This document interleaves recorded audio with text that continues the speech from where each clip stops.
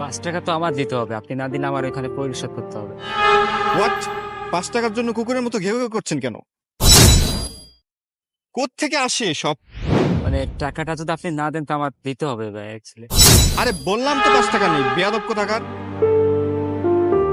সব ইনফিউরিয়েটিং। ৳৫ কম আছে, চেঞ্জ নেই আমার কাছে। ভাই ৳৫ তো আমার দিতে হবে। আপনি না দিলে আমার ওইখানে পরিশোধ করতে হবে। হোয়াট? ৳৫ জন্য কুকুরের মতো ঘেউ ঘেউ করছেন কেন? কোত্থেকে আসে এসব? মানে টাকাটা যদি আপনি না দেন তো আমার দিতে হবে ভাই অ্যাকচুয়ালি। আরে বললাম তো ৳৫ নেই, বেয়াদব কোথাকার। সব ইনফিউরিয়েটিং।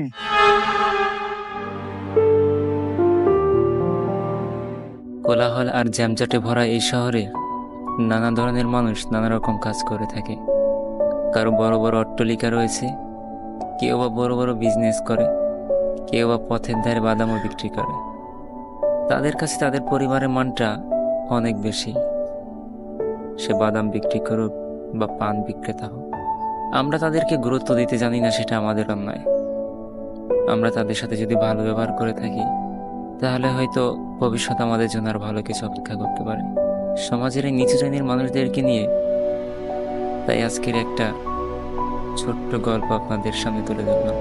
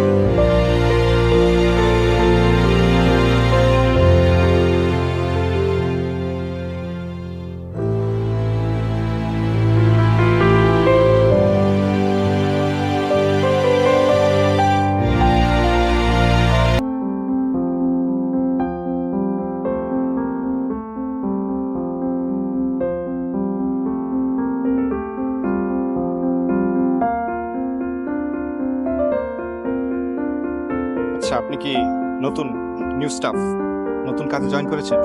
জি ভাই, নতুন। আপনি নতুন না পুরান সেটা আমার দেখার বিষয় না। আপনি লেট করছেন, এটাই আপনার ত্রুটি। রাস্তায় একটু ট্রাফিক প্রবলেম ছিল তো তাই একটু লেট হয়েছে, সরি। ৳৫ কম আছে, চেঞ্জ নেই আমার কাছে। ৳৫ তো আমার দিতে হবে। আপনি না দিলে আমার ওইখানে পরিশোধ করতে হবে। হোয়াট? ৳৫ জন্য কুকুরের মতো ঘেউ ঘেউ করছেন কেন? কোত্থেকে আসে এসব? মানে টাকাটা যদি আপনি না দেন তো আমার দিতে হবে ভাই অ্যাকচুয়ালি। আরে বললাম তো ৳৫ নেই, বেয়াদব কোথাকার। সব ইনফিউরিয়েটিং।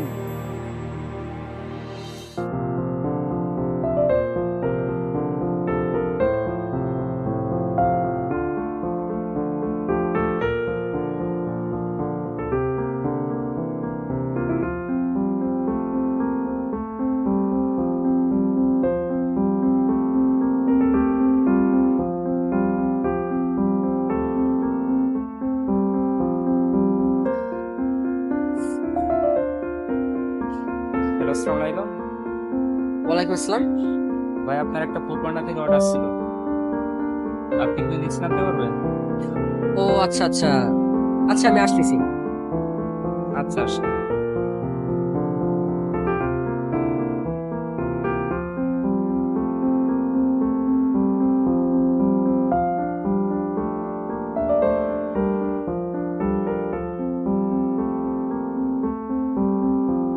ভাই, শহরে কি নতুন নাকি? দেরি হওয়ার কারণটা কি জানতে পারি?